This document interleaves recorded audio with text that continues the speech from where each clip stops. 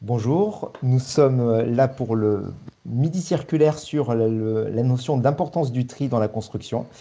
Donc, on va avoir en intervenante Alicia Gori de la CERC et Maëlys Turlan de la Fédération Nouvelle-Aquitaine du bâtiment Nouvelle-Aquitaine. Et on va parler justement de tri dans la construction. L'idée, pour nous, c'est de faire une visio qui soit assez comment dire, qui reprennent un petit peu les bases autour du tri, sur où est-ce qu'on en est, quels sont les besoins et comment on fait ça. Et puis derrière, avec les formats bidicirculaires de la construction, on ira peut-être un peu plus dans le détail sur certaines filières par la suite. Donc en gros, là, l'idée, c'est de faire un petit peu ça aujourd'hui. Et donc, c'est parti. Donc, c'est enregistré et ça sera sur notre site YouTube Midi Circulaire de la Construction. Et je laisse la parole directement à Alicia. Allez, c'est parti. Donc bonjour à tous, Alicia Gori de la CERC Nouvelle-Aquitaine. Donc là, normalement, vous voyez mon diapo. Donc la CERC, c'est la cellule économique régionale de la construction. Si vous avez vu d'autres midi circulaires, vous nous avez déjà. Pour expliquer rapidement notre rôle, nous, on est un observatoire sur la filière construction. Il y a une CERC qui est implantée dans chaque région et on a une coordination au niveau régional. Et l'idée, c'est que comme on est une association, nos principaux membres et financeurs, ce sont l'État, la région et les différentes organisations professionnelles que vous pouvez voir sur le diapo.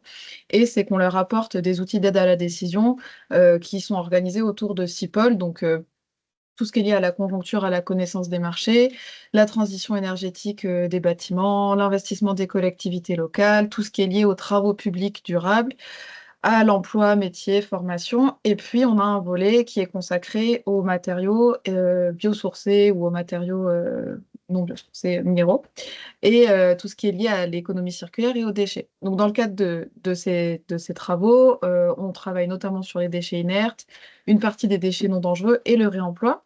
Donc, tous ces éléments, vous pouvez les retrouver sur notre site internet. Et puis, on a une petite newsletter, un petit LinkedIn qui vont bien, voilà, pour suivre les actus.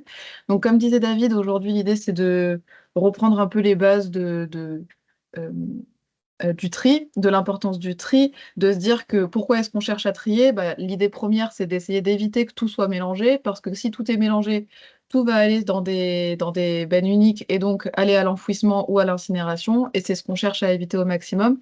Nous, ce qu'on cherche, c'est à améliorer le recyclage pour essayer de substituer des matières premières vierges par des matières premières recyclées. Donc l'idée, c'est de voir où est-ce qu'on en est du recyclage aujourd'hui. Donc là, j'ai repris les chiffres qui sont sortis sur l'étude de préfiguration de l'ADEME pour la REP PMCB, donc la responsabilité élargie du producteur des matériaux de construction du bâtiment. C'est un peu long à chaque fois à dire. Donc sur les matériaux inertes, sur les déchets inertes, on voit qu'il y a deux couleurs différentes. C'est qu'il y a deux critères, on va dire, qui sont regardés. Le premier, c'est le taux de recyclage, pardon. Donc les 33%, ça c'est le taux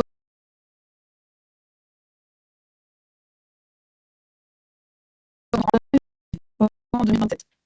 Si on regarde également ce qui est mis en remblai de carrière, on est à 77% de valorisation et on cherche à atteindre les 88%. C'est une filière qui est plutôt bien structurée, sur lesquelles il reste des marges de progression, mais qui a déjà beaucoup avancé. On va voir dans les autres indicateurs que ce n'est pas le cas de toutes les filières.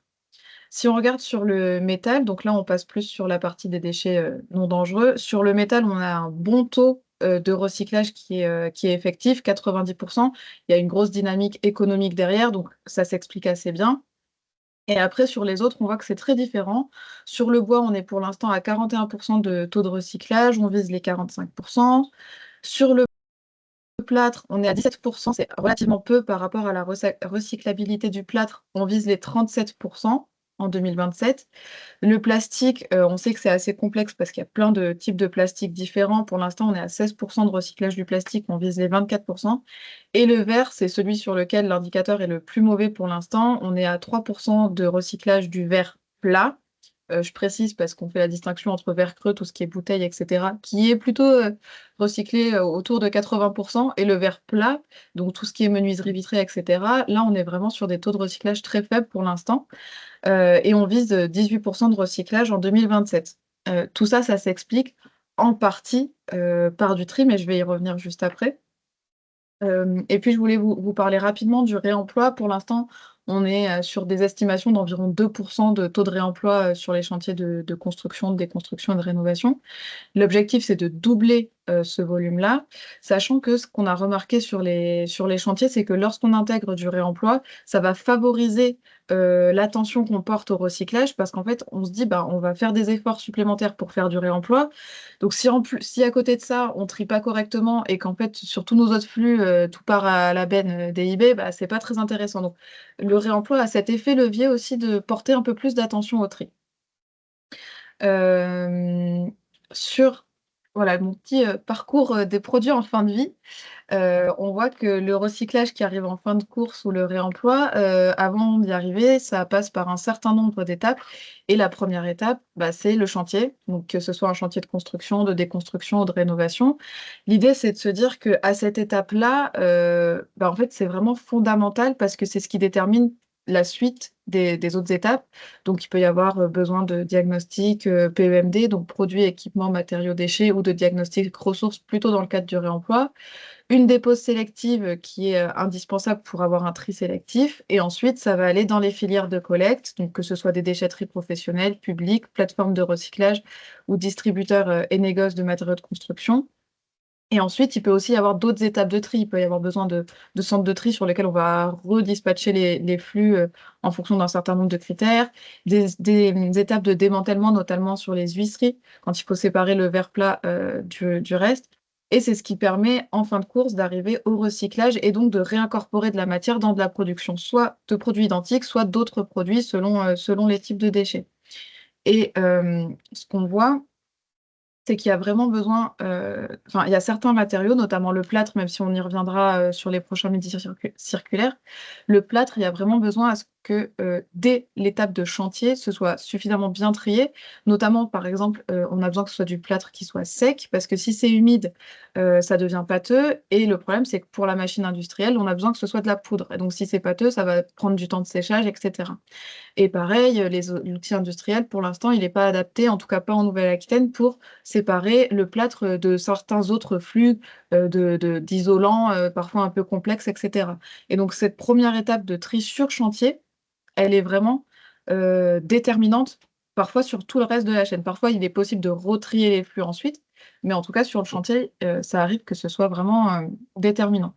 Après, l'idée, c'est pas de se dire qu'il y a que les artisans sur chantier qui sont concernés et qui doivent bien trier. Et voilà, il y a tout un ensemble d'acteurs qui sont concernés pour que, depuis le chantier jusqu'au recyclage, euh, les déchets transitent correctement. Donc là, j'ai mis en avant quelques enjeux en fait liés à ce tri. Donc le premier, c'est celui de la connaissance du gisement par flux de matière. Donc là, moi, je le décline à deux échelles. La connaissance pardon, du gisement sur le chantier. Donc l'idée, c'est que bah, on puisse savoir quels sont les différents flux qu'on va avoir à trier pour mettre des contenants adaptés pour chaque flux et selon le volume de chaque déchet. Ça peut passer par les fameux diagnostics dont je parlais tout à l'heure, les diagnostics PEMD ou les diagnostics ressources. Et il y a aussi une connaissance des gisements qui est à avoir d'un point de vue plus territorial. Et là, l'idée, c'est de se dire que si on sait repérer enfin, si on connaît bien les gisements sur le territoire, on va pouvoir adapter la suite de la chaîne. Est-ce qu'il y a besoin de plus de sites de collecte ou pas? Est-ce que les sites de traitement sont adaptés pour les flux qui sont produits sur le territoire, etc. Donc, il y a vraiment cette connaissance du gisement qui est assez importante. Ensuite, il y a un deuxième point, c'est le cahier des charges des industriels. Donc là, l'idée, c'est de savoir comment fonctionne l'outil industriel dans lequel on va réincorporer de la matière. C'est ce qui détermine en fait le niveau de tri qui est exigé au début. Et c'est ce qui explique sur le plâtre, c'est ce que je vous ai expliqué, qu'on a besoin qu'il soit sec et pas avec certains isolants parce que l'outil industriel ne permet pas aujourd'hui, hein, ça ne veut pas dire que ça arrivera pas un jour, ne permet pas aujourd'hui de recycler si on ne fait pas un certain niveau de tri à un moment donné.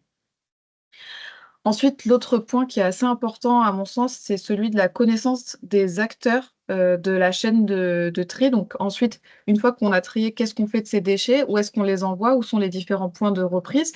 Ça, c'est assez important. Les points de reprise, où est-ce qu'ils vont les envoyer? Où c'est qu'ils vont pouvoir les amener pour faire recycler? Et les recycleurs, qui est-ce qui va acheter leur matière première recyclée? Donc il y a tous ces maillons-là qu'il faut connaître et c'est un travail qui est en cours, en fait, perpétuellement en cours.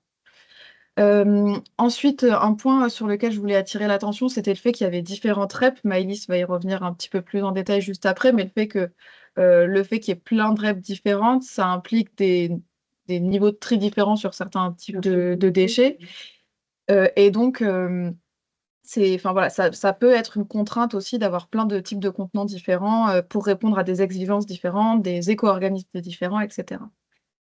Ensuite, j'avais mis un petit point sur les standards de tri. Là, l'idée, c'est de se dire que il faut s'assurer en permanence que les standards de tri qui sont demandés justement dans le cadre de ces responsabilités élargies des producteurs correspondent au cahier des charges des industriels pour que le tri, on leur demande de le faire correctement et qu'il n'y ait pas d'autres étapes de surtri, enfin, essayer de les limiter au maximum.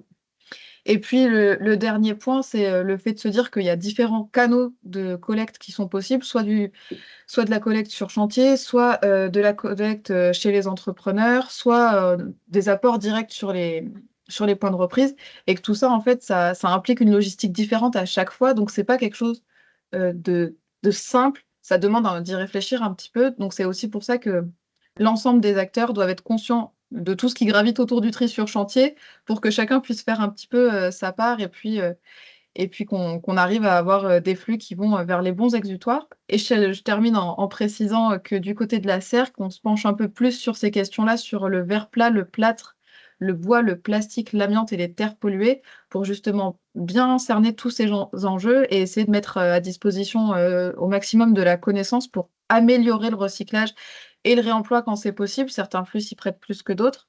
Voilà, on fait des groupes de travail et ce sont des éléments qu'on va essayer de diffuser d'ici la fin de l'année et début d'année prochaine. Donc voilà, c'est des travaux qui sont en cours en région et il y a une vraie dynamique qui est amorcée sur ce sujet-là. Voilà pour les premiers mots introductifs et puis je vais laisser Maëlys développer un peu plus sur d'autres aspects dans la Exactement. Merci continuité. beaucoup, Alicia.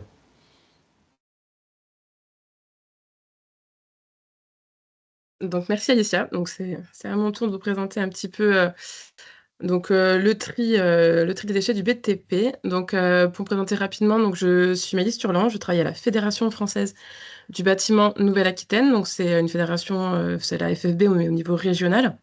Je vais être plus sur de l'accompagnement sur la partie environnement auprès des entreprises artisans du bâtiment.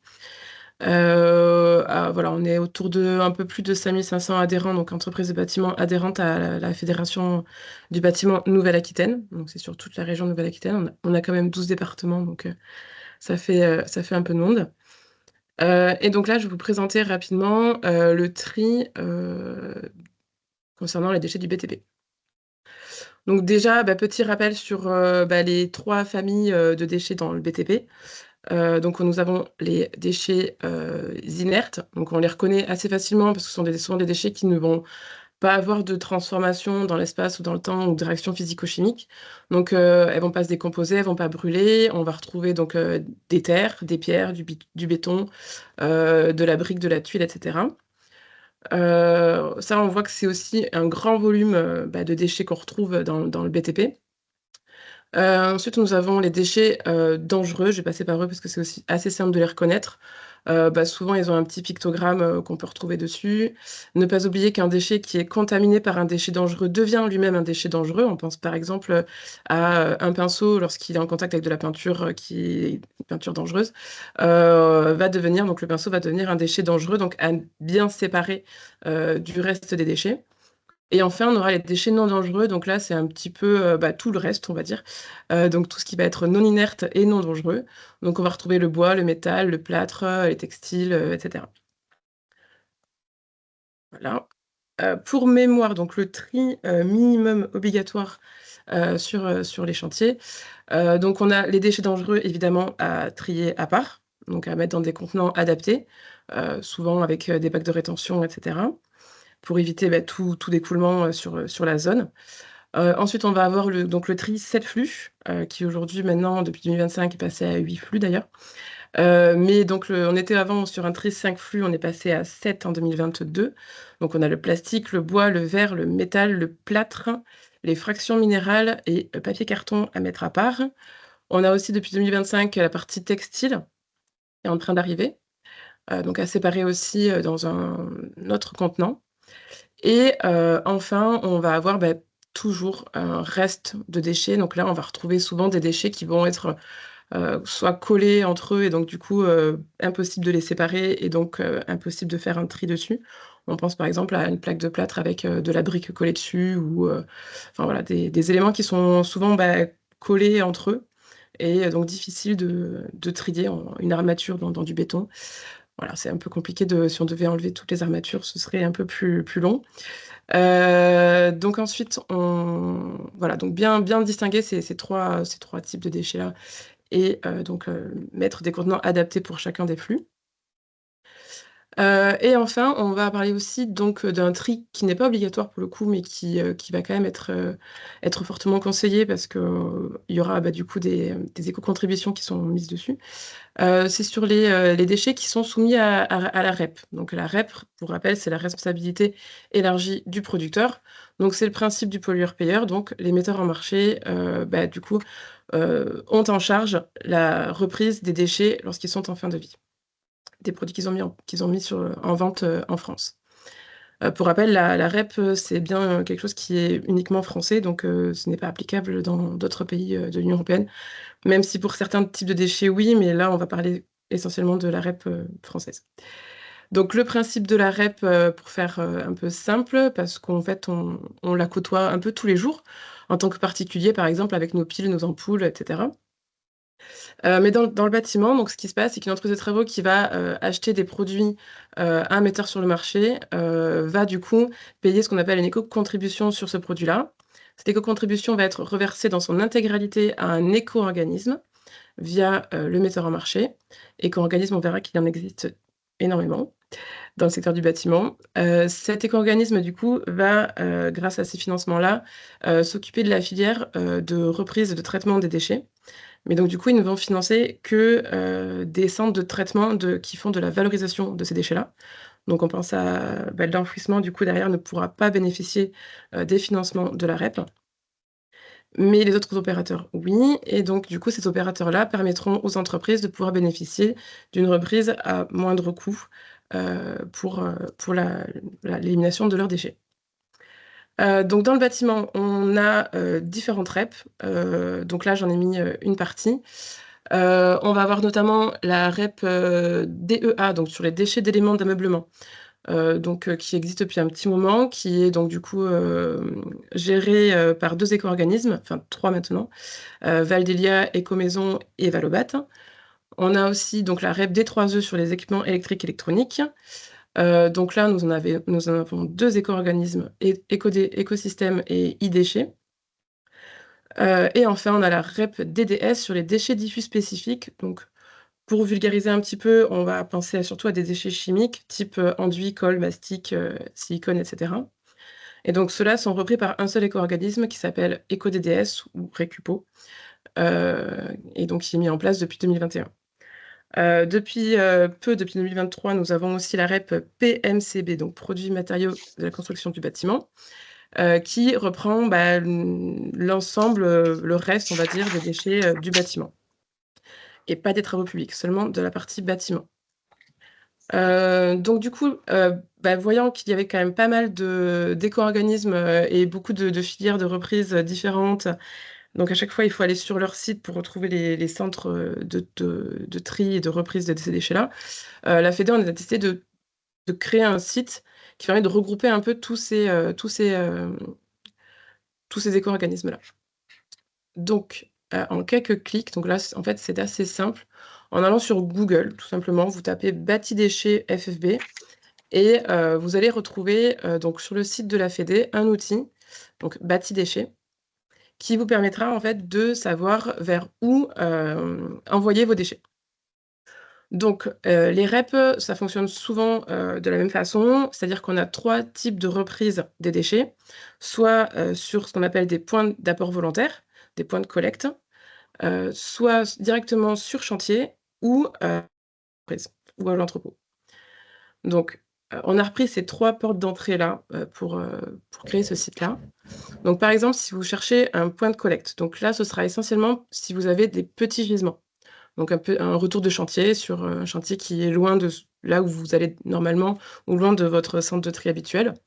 vous pouvez donc du coup chercher le point de collecte le plus proche de votre chantier. Ah, j'ai pas une super connexion. Et donc là, vous allez cliquer sur les déchets que vous avez. Donc on va partir par exemple sur un menuisier qui a quelques plaques de plâtre, un peu de silicone et du bois.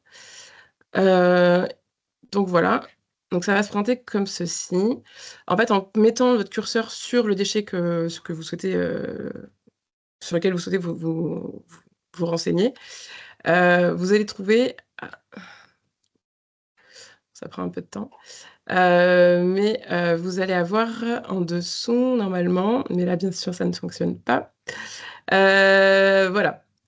Donc par exemple pour les produits chimiques, vous allez retrouver donc les solutions de reprise sans frais. Donc là j'ai cherché sur un point de collecte. Donc sur le point de collecte, en fait, vous allez avoir un renvoi vers le site de Loca Bâtiment parce que inutile de recréer ce qui est déjà fait. Et au moins il est mis à jour, continuellement. Donc sur le site de Loca Bâtiment, donc l'organisme coordonnateur agréé du bâtiment, vous allez pouvoir retrouver, tous les points de reprise, de ces déchets-là.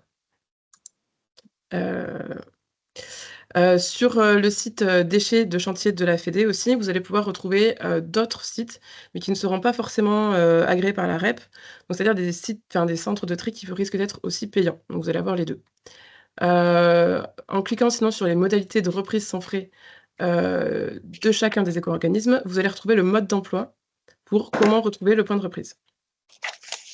Si par exemple sur mes déchets, bois et cetera, je souhaite directement faire une reprise sur chantier, vous allez retrouver ici, les 2 offres des éco-organismes. Donc il y a seulement Ecomaison et Valobat qui font des offres de reprise sur chantier.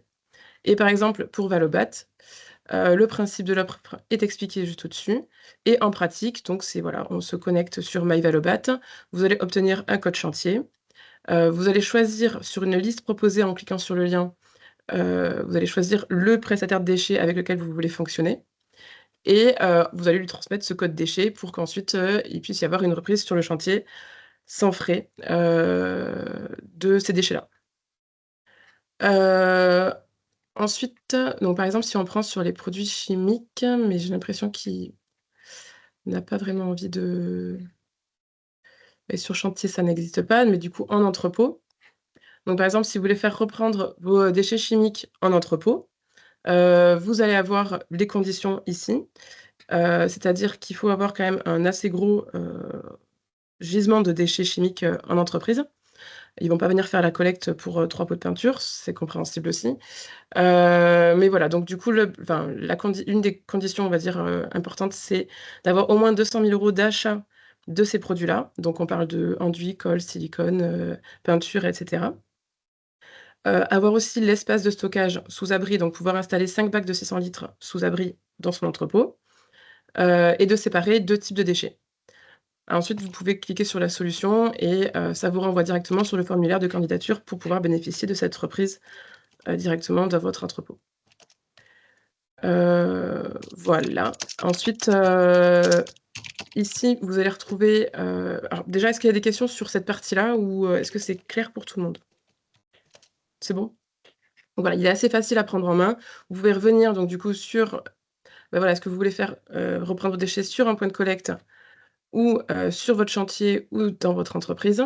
Vous pouvez aussi modifier la sélection des déchets si vous voyez qu'il y a d'autres types de déchets qui apparaissent. Bon, là, il a décidé de plus trop il est là, ils sont là, ils sont arrivés ici. Donc voilà, on retrouve, sur les déchets d'équipements électriques, électroniques, écosystèmes et e-déchets qui sont, écologiques, mais c'est e-déchets pour la partie entreprise de bâtiment. Donc les modalités de reprise sont après indiquées sur leur site directement. Et pour les panneaux photovoltaïques, vous avez Soren aussi. Voilà, ensuite sur le site, ce qui est bien, c'est que vous avez aussi, pas mal d'informations, donc notamment des pictogrammes, si vous voulez, pour, faire un peu de signalétique, sur les chantiers ou, en entreprise.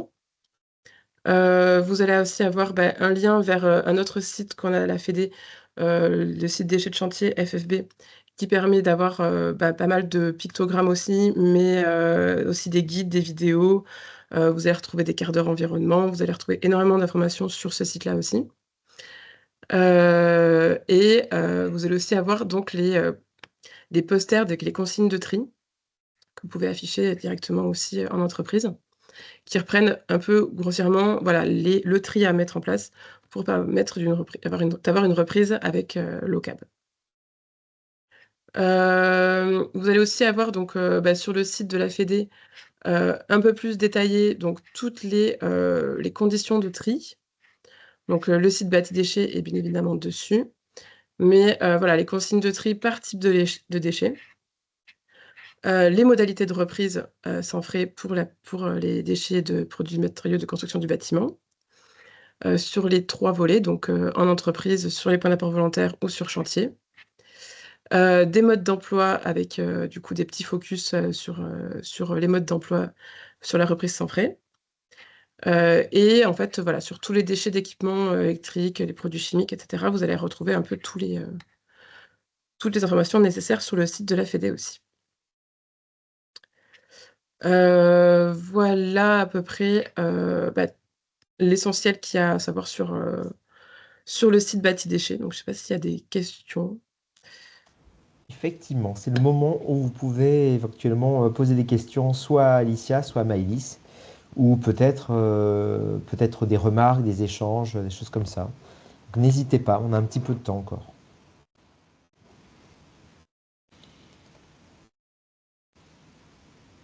C'est que ça devait être clair. J'ai l'impression que c'était très clair. Mais est-ce que quelqu'un veut peut-être réagir sur cette notion de tri, sur des difficultés que les personnes rencontrent, ou au contraire des incohérences, ou au contraire de dire ben non, ça se passe bien chez moi?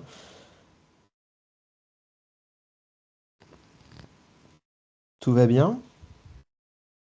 Ah, peut-être Amélie a écrit quelque chose. Peut-être Eric. Vas-y, prends la parole. Oui, bonjour. Je m'interroge sur le nombre de bacs à mettre sur les chantiers, là. De 3, on passe à 5, de 5, on passe à 7, et bientôt de 8, et pourquoi pas 9. Nos chantiers, notamment en site occupé, sont toujours dans des espaces contraints, et ça va être un vrai problème. Ouais. Est-ce que tu peux te Alors oui. représenter, Eric, s'il te plaît? Ah pardon, excusez-moi. Éric Guilbeault, je suis le directeur du patrimoine et de la logistique à l'université de Poitiers. Alors oui, c'est bien que vous en parliez parce que justement j'ai oublié il y a quand même des dérogations qui sont possibles en fait sur ce tri-là. Parce qu'on voit on voit sur les chantiers, c'est pas toujours évident de mettre, là du coup 7 + 8, 9, 10 bennes sur le chantier. Donc il y a quand même des dérogations, notamment si par exemple vous faites moins de 1 100 litres de déchets par semaine. Donc là, 1 100 litres, ça équivaut grosso modo à ces bennes avec les bennes avec 4 roulettes Ouais, qu'on ouais, retrouve, voilà. ouais. Donc ça, C'est c'est des à peu bacs près qui font 1 100. 700 litres. Voilà. S'il y a moins de 1 100 litres par semaine qui est produit en termes de déchets, l'obligation du tri cette flux n'est plus obligatoire, étant donné qu'il y a trop peu de gisements. Il y a aussi une dérogation si il y a moins de 40 m² de surface hors surface de voirie. Donc si sur le chantier, il y a moins de 40 m² disponibles pour le tri des déchets et l'espace d'ébène, là aussi, il y a une dérogation, donc du coup, il n'y a plus d'obligation de faire ce tri 8 flux maintenant. Et enfin, si vous produisez sur l'ensemble du chantier moins de 10 m3 de déchets. Donc il y a quand même des dérogations. Voilà. Ce serait un non-sens si techniquement c'est pas viable ou environnementalement pas viable non plus de trier 2 morceaux de bois et de l'amener à 500 km. Ouais, exactement. L'idée, effectivement, Eric, c'est qu'on voit bien, effectivement, on en parlait en préparation de la rencontre, qu'il y a aussi, effectivement, ça change quand même pas mal de choses sur les pratiques. Là, les bennes se font de plus en plus nombreuses, ça change pas mal de pratiques, c'est un peu plus compliqué, entre guillemets, mais c'est le prix de l'efficacité. C'est-à-dire que, comme le disait Alicia, c'est que si jamais il n'y a pas un tri fin qui est fait au niveau des filières, on est les premiers à râler en disant que finalement, il n'y a rien qui est recyclé parce que finalement, voilà, tout se retrouve dans une benne, etc. Alors que le tri fin permet d'avoir une vraie démarche industrielle derrière pour la circularité. Donc on est dans cet entre-deux où là, on demande de trier finement, on met en place les filières, et du coup qui deviennent efficaces alors qu'elles ne l'étaient pas autant jusqu'à maintenant, quoi. Donc on a un peu ce sujet-là de transition à gérer les uns les autres. Est-ce que Et quelqu'un puis d'autre veut peut-être réagir? moi, je veux juste peut-être compléter par rapport à tout ça. On en a déjà aussi reparlé avec Maëlys, le fait de se dire qu'il faut réussir, mais c'est pas, on sait que c'est pas facile, hein, d'adapter aussi les contenants en fonction des volumes. Et c'est pour ça que je reviens souvent sur les diagnostics, parce que le fait de connaître les volumes qui vont être générés, ça peut permettre d'adapter et de se dire, bon, bah là, on va plutôt privilégier un big bag ou un autre type de contenant qui sera un peu moins volumineux pour essayer d'optimiser au maximum la place sur chantier, parce qu'on sait que c'est un des gros freins, une des grosses contraintes de ce type de flux. Et puis après, l'autre point, c'était le fait que dans le cadre de la REP PMCB, il y a des collectes conjointes qui étaient autorisées. Alors, je n'ai pas en tête par cœur les flux qui sont autorisés, mais il est possible de mettre dans une même benne deux flux qui seraient triés ensemble et qui sera trié par la suite ailleurs que sur le chantier. Mais par exemple, c'est pas valable pour le plâtre parce que pour les raisons que j'évoquais tout à l'heure, ça a des spécificités techniques qui font qu'on ne peut pas. Mais sur d'autres types de matériaux, c'est possible de les mettre ensemble dans une seule benne et ensuite de les faire trier ailleurs. Hum, hum, hum. Ok. Il y a quelques mois, j'ai participé à une réunion à la FFB sur justement, c'était une autre façon d'aborder le sujet, c'est le compte prorata. Parce que tous ces déchets sont au compte prorata. Je vous avouerai que les entreprises ne voient pas tous ces tris d'un bon œil, notamment sur la gestion des coûts du tri. C'est Et souvent la. Alors c'est j'entends vrai Pascal. que ça peut. La question du coût sur la partie tri du déchet est très variable d'une entreprise à une autre, d'un chantier à un autre. Là, si on parle de compte prorata, on est quand même généralement sur des assez gros gisements. Donc ça peut quand même souvent être intéressant de le regarder quand même. Aujourd'hui, sur la benne DIB, on est autour de 210 euros. Enfin, j'ai vu 210 euros la tonne là récemment avec une entreprise. Tandis que sur une benne bois, on va être à 30 euros la tonne pour le coût de traitement. Donc voilà, ça peut s'entendre. Après, c'est sûr que ça demande un effort de tri et donc de sensibilisation des gars sur le chantier. Oui. Ça, c'est l'autre sujet, ça. Mais voilà, ça, c'est encore un autre sujet parce que qui dit compte prorata dit souvent différentes entreprises dans une même benne. Et c'est là que ça devient un peu plus compliqué. Et donc, la partie sensibilisation, c'est vrai qu'aujourd'hui, on a un gros travail à faire dessus aussi, oui. C'est justement ce à quoi sert ce webinaire, justement. C'est de participer à le mot qu'on utilise un petit peu en ce moment, à la question de culture autour du tri. Voilà, on est tous acteurs, c'est un peu ce qui a été dit, je pense Alicia l'a rappelé, c'est qu'on est un peu tous acteurs en fait de cette question-là, de la maîtrise d'ouvrage à l'entreprise, aux institutionnels. Tout le monde doit être un peu mobilisé sur la question et également peut-être piloter aussi cette articulation entre les différents acteurs. Parce que parfois, le tri est fait, mais du coup, est-ce que tout va bien au bon endroit? Est-ce qu'on a les solutions de recyclage?